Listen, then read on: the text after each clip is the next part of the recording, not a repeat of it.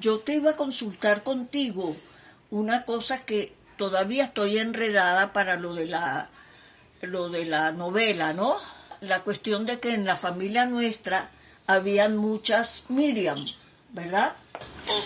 Entonces, una era la tía Miriam nuestra, hermana de mamá. Luego había otra tía Miriam. ¿Cómo se relacionaba esa tía con nosotros? Esa tía era la tía de nuestra mamá.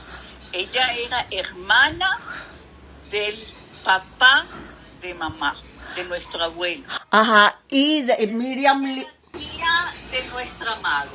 Ya, y ya entiendo. ¿Y de Miriam Lineal cómo era familia?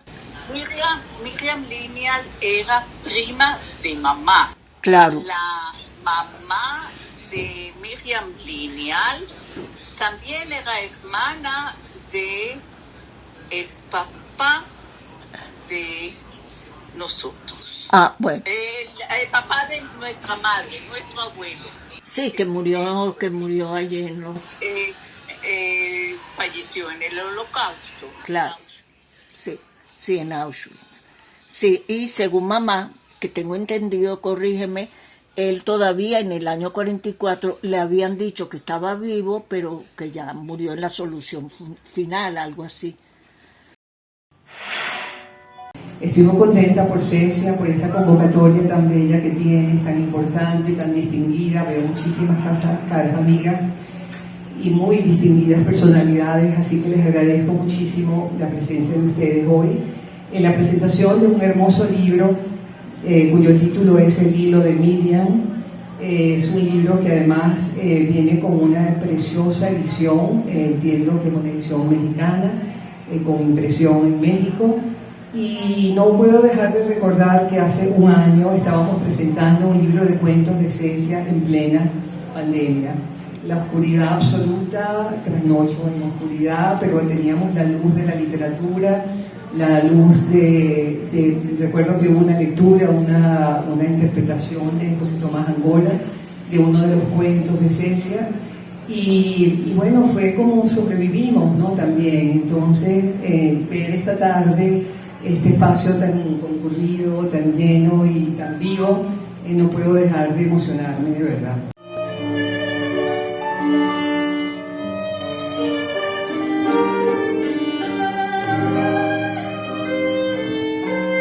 Le recordó a Miriam todo su pasado en la novela. ¿Qué ocurrió que te llevó a ti a decir, tengo que contar esta historia? Buena la pregunta. En el sentido que me motivó. Yo toda mi vida fue la historia de los campos de concentración. Mi papá hablaba de este campo, mi mamá de otro. Ellos no les gustaban contarlo así como lo hizo Miriam, pero realmente estaba en mi ADN prácticamente. Yo oía, fíjate, en todos mis cuentos siempre hay una historia del campo de concentración. Pero resulta que Miriam fue un detonante para que yo lo narrara ya.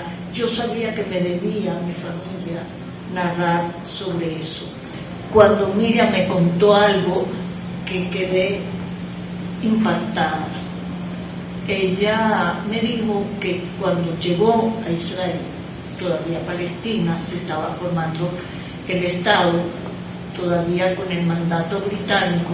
Ella le gustaba escribir todas esas historias en un diario para que nadie se olvidara. Ella tenía esa conciencia, no la tenía mis padres, ellos no querían hablar de eso. Entonces lo escribió minuciosamente en un diario, pero al llegar a Israel nadie quería saber de los sobrevivientes.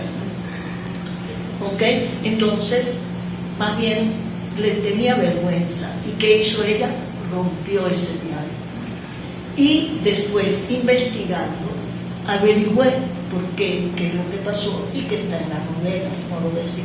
Allí en la novela se narra justamente uno de esos objetivos era que yo quería poner por qué pasó el cambio de no querer a los sobrevivientes a aceptarnos.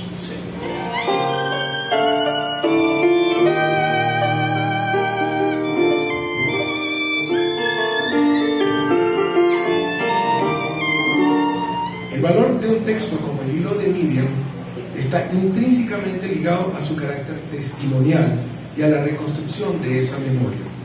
Meterse en los zapatos de otra persona para recrear ya no los hechos que no les son conocidos, sino para entender qué sentía una niña de un pueblo de Cozumel como aquel 1 de septiembre de 1939, cuando su vida comenzó a cambiar, en el momento en que su país quedó dividido en dos, entre los nazis y los soviéticos, entre la peste y la cólera, voy a decir, y de cómo fue el impacto del fanatismo que transformó su infancia tranquila en un infierno, ya en el infierno del gueto de Lodz y en el campo de concentración de Auschwitz.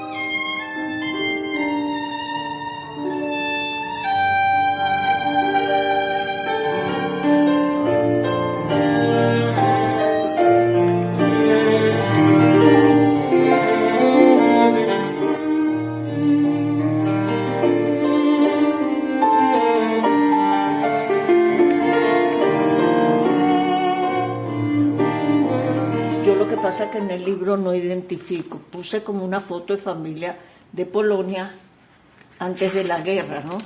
Este fue en el año 33, 34, algo así. Mi mamá era una niña y esta es su hermana mayor que se iba con su marido a Palestina y por eso se salvaron. Las hermanas no se salvaron y toda esta familia también fue a los campos de concentración. Mi mamá se salvó con una de las hermanas.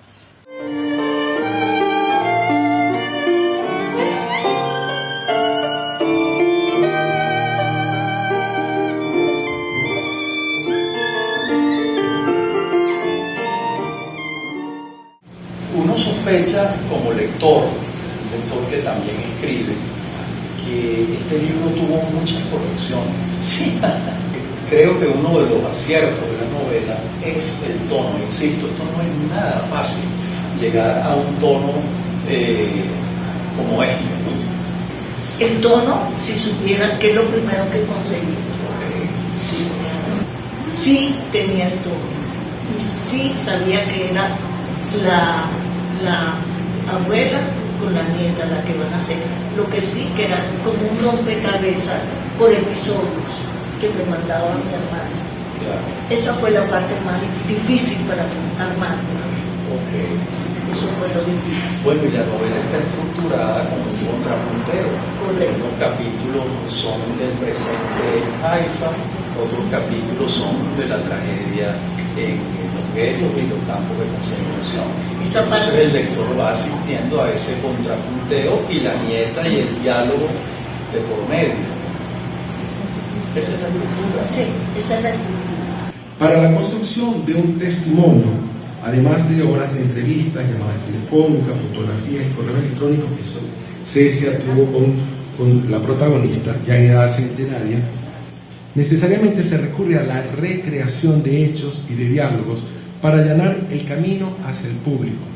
Por otro lado, implica investigación, de lo que Cecia tiene una experiencia como académica para la comparación de con relatos similares de otros testigos que pasaron por los mismos guetos que Miriam, por los mismos campos, por la misma guerra. En total, este texto recoge a veces, además de la personal, la experiencia colectiva que crea la conciencia universal arquetípica de la que habla Jung. Cecia, al igual que otro que se aventure a escribir la historia o los relatos de un sobreviviente, presta sus palabras para hacer más accesible el testimonio, en este caso de una chica traumatizada.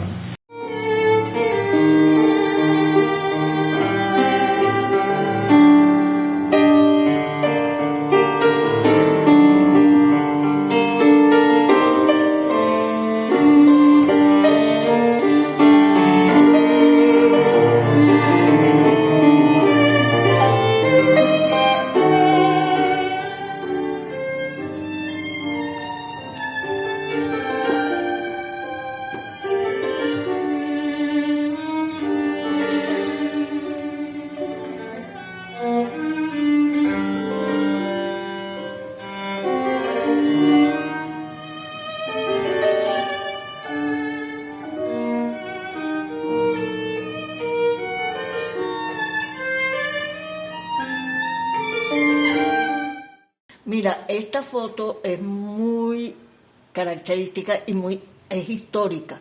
Íbamos en el barco en segunda clase rumbo a Venezuela.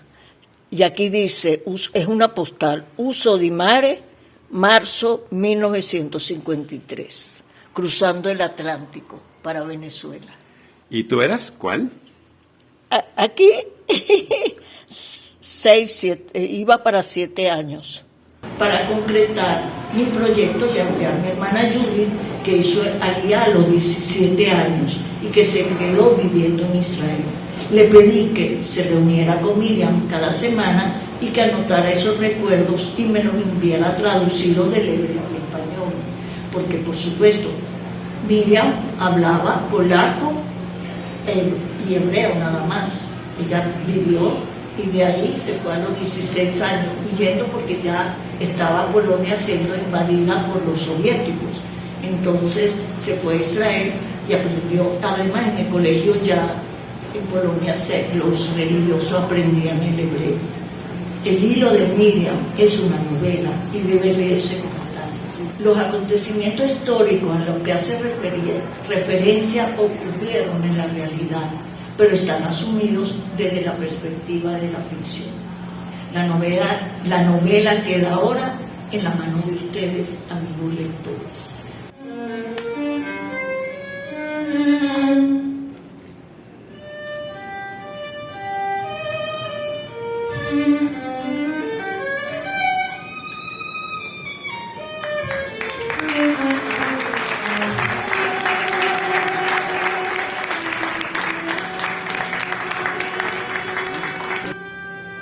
Bueno, ellos llegaron a Auschwitz al final, en los últimos, Sí. final del 44, creo, Sí. del año 1944. Sí. Ok, sí. Y entonces una hermana no sobrevivió de mamá y la otra, Gala, sí, ¿no? Sí, Gala estaba con mamá, creo que pasaron toda la guerra. Sí, y con Miriam Lineal, ¿no? Con Miriam Lineal y las hermanas de ellos. Sí, eso es. Sí, porque yo tenía un enredo porque hay tantas Miriam en nuestra familia y hay otras más, ¿no?